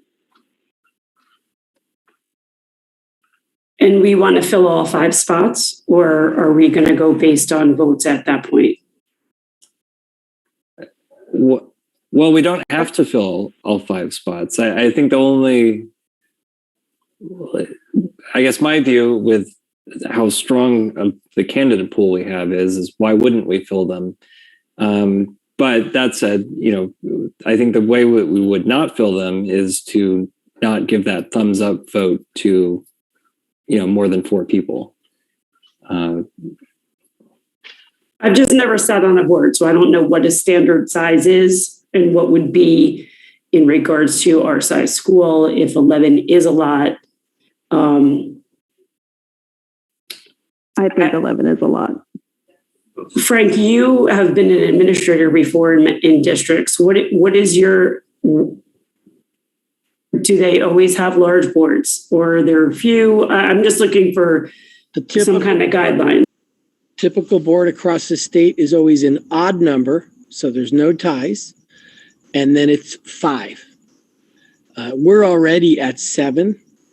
There is no doubt, and I've worked with boards for 35 years, 11 is very large, you guys. Remember, a big piece of what a board has to do is reach consensus. And reaching consensus with 5 is different than reaching consensus with 11. They're both present challenges, don't get me wrong, but 11 is really big. Yeah, counterpoint to that, it's definitely would be very different than a public school, a traditional public school board, in a variety of ways, including that, we are not elected on a ballot by constituents of the school, for starters. And we're also, private in a way, in that we're, a charter school that has a long time ago chose to have a board that then picks its successors. As far as nonprofits generally go, larger boards aren't that uncommon. Like the Phoenix Children's Museum, just as an example, I think has 20 or 30 board members on it. I think the issues they're dealing with are probably a lot less contentious potentially than the ones we have to deal with. But it's not uncommon to have more board members and then also have some expectation of you're going to fundraise X number of dollars. And so you fill up your board and have both a fundraising commitment and then have different areas of expertise and different connections and more people who can say, pick up the phone and call other people and say, hey, I'm on the board of this school. Would you be interested in contributing in X, Y, or Z way? Usually relative to the size of the organization. The interesting piece for me as I listened to all the answers to the questions is I remembered in high school that exercise we did in English where some disease wiped out everybody on the earth except for 12 people. And you had to pick what were the occupations of the 12 people that you wanted to stay alive and restart the world. And oh my gosh, that's right in front of us right now. We have a doctor and a businessman and a construction mind and it just goes down the list. A physicist. Did I hear, Nick, you're a physicist? Is that what I heard from the beginning? It was remarkable. A teacher. I was in that world thinking, wow, this is really remarkable that we have this much expertise, because on the other side of 5, when you can get 20 with expertise like we have, that can be really good if we keep that in that lane and utilize those skills. That can be, there's no doubt. I just worry about the issues that aren't about the skills, like COVID. How are we going to reach consensus on these issues? These are very trying. You all said it. You recognize the difficult time schools are in. And I'm telling you, I'm up at 3 a.m. and to reach consensus on these issues could be quite challenging. And how have we been going outside the guidelines of what's in our bylaws for the membership? It has community members, staff members, parents of the board for the allocations? Yeah, so the bylaws suggest that we would then set allocations separately from the bylaws in terms of some ideal composition. And I think that was a good idea in principle back when it got adopted 3-ish years ago. And the hope was that it would pull in different people from the community who weren't parents, essentially, to actually volunteer. But in practicality, nearly everybody who is willing to volunteer to be a board member is also a parent. So we have a rule that we're not following. It's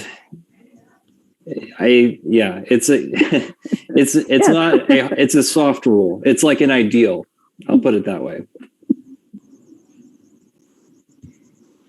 But in terms of how many board members are we allowed to have, the bylaws are very clear. We can have 11.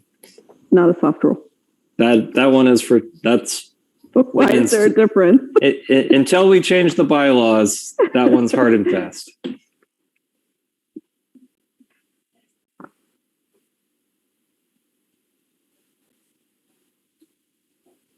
And all voting is public? It is, yes. So discussion can be off or also public? I mean, we have not typically as a board discussed the candidates, unless I'm misremembering. April or Mr. Tanner, correct me if I'm wrong, but I don't remember having a discussion about them after the interviews or, I mean, that sort of thing, like you might typically do after a job interview. But instead, it's just sort of a do your own research in the way you think appropriate and come ready to vote. We do have the opportunity to have our follow-up questions, our personal follow-up questions at the next meeting. And then we generally vote directly after that. There's no discussion. It's just questions, answers, vote. Yeah. And the voting we do by temporary secret ballot, I'll say, because the results ultimately have to be public according to the open meeting law. But for purposes of, decorum, we'll say, we let people cast their ballots without, just raising their hand.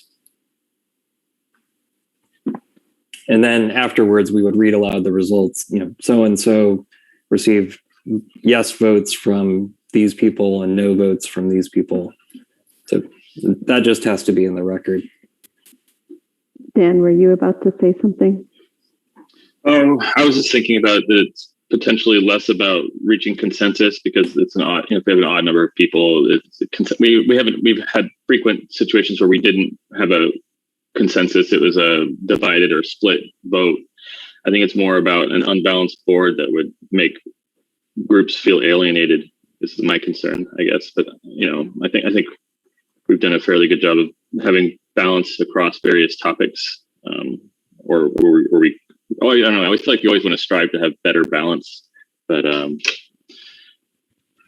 guess that's my only concern with a larger board. And then we'd also have the situation of where your meetings are going to be longer because more people will want to chip in and talk what you want to have more discussion, but you're basically committing to having, like, we should be intentional around if we choose to have 11 people, that we're going to have more discussion and longer meetings. And if that's fine for people, that's fine for people. It's just something that probably will be a direct result of doubling the board, size of the board, basically. Have we considered to do an actual subcommittee with some of the applicants presented, or like many of them did mention fundraising?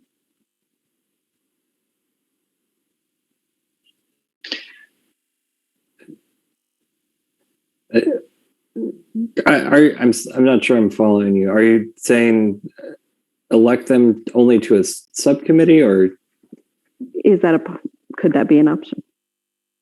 No, I don't think there's a provision for that in the bylaws. I think either you're a full board member or you're not.